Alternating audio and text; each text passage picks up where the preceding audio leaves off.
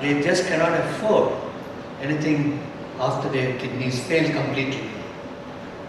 Now there seems to be some risk for Indians to get kidney disease. This was a study way back in 2001 where they showed that Indians staying in London have more risk of developing kidney disease than the Caucasians, than the British. So this was a very elegant study which was done 2-3 times in Netherlands, United Kingdom and so on. And it shows that the Indian population probably have smaller glomeruli and they are at more risk of developing kidney disease. So we should be more aggressive in preventing kidney disease in our patients. Now there seems to be a familial aggregation too, because this is a study which we published in 1999 where we showed that if you have a sibling with diabetic nephropathy and a sibling without diabetic nephropathy, about 33% have a familial aggregation compared to 0 among the siblings who do not have nephropathy. And we looked at this particular gene called the ACE gene, polymorphism of chromosome 17, along with Dr. Kumar Sharma, who was at that time working in the Thomas Jefferson University in Philadelphia. And we were able to show that there is a definite association of the ACE gene polymorphism and diabetic nephropathy in South Indians. And along with one of our PhD students, Priyanka, we looked at patients who had no albumin to start with over 12 years who develops albuminuria and compare them against people who do not develop albuminuria.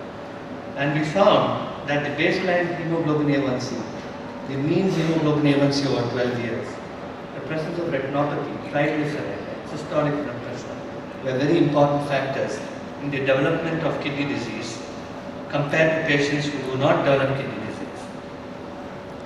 Moving on to the last 4 minutes about diabetic foot. I think, as Dr. Sharad Pense said, many of our patients lose their legs, and this was, as Sharad Pense said, one of the drivers in a bus, the transport run by the government of Tamil Nadu. He lost his leg, he lost his money, he lost his job. So this is what is happening, as Sharad Pense rightly told you.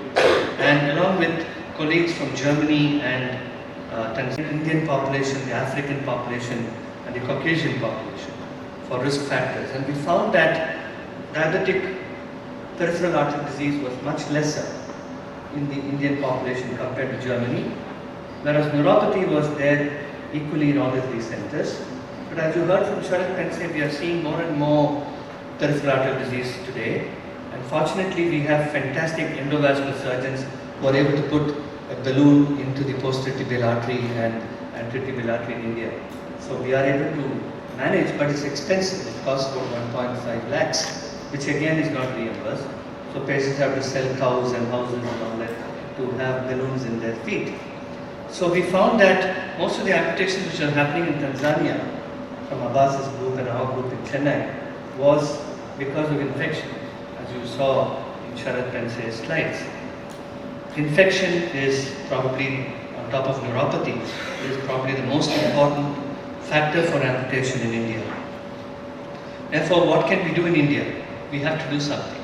First thing is to have conferences like this and educate everybody with international experts, national experts, try to improve the knowledge of Indian physicians to manage diabetic foot.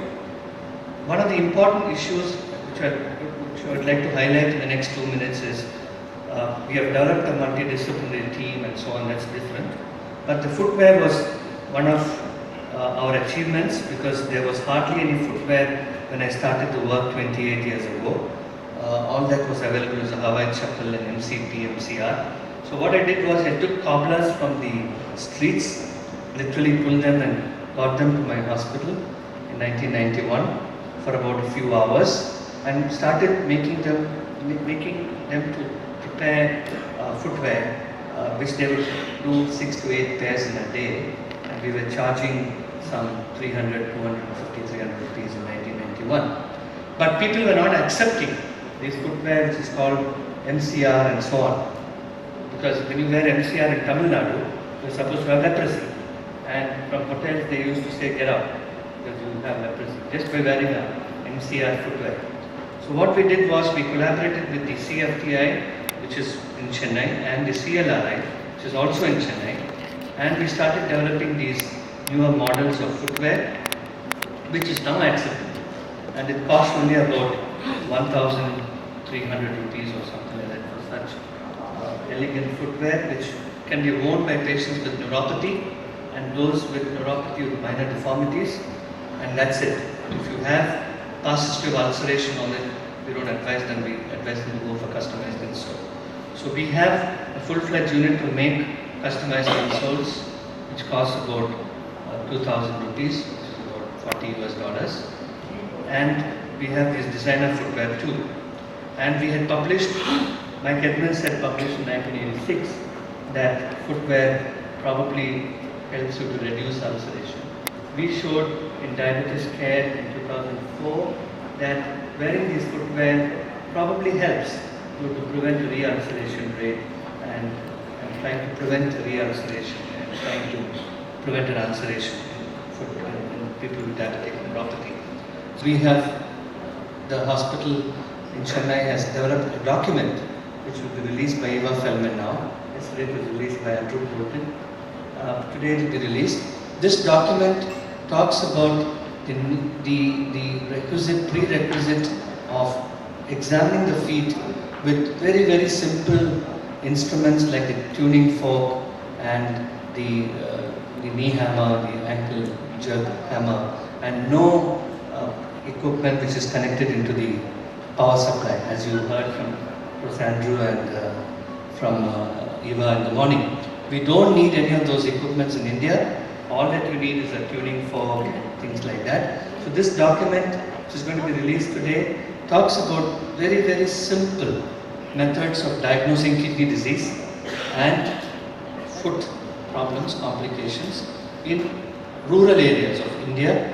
And this is probably the first time a document has been released for rural doctors, because all the guidelines which we have from RSSDI and API and all that talks about, again, they just copy and paste the American guidelines. So the American guidelines are good, not that I'm saying American guidelines do talk about diabetes meter, but this is absolutely rural based. And I've had the inputs from all these experts as far as these guidelines are concerned, this document is concerned, and that's going to be released now.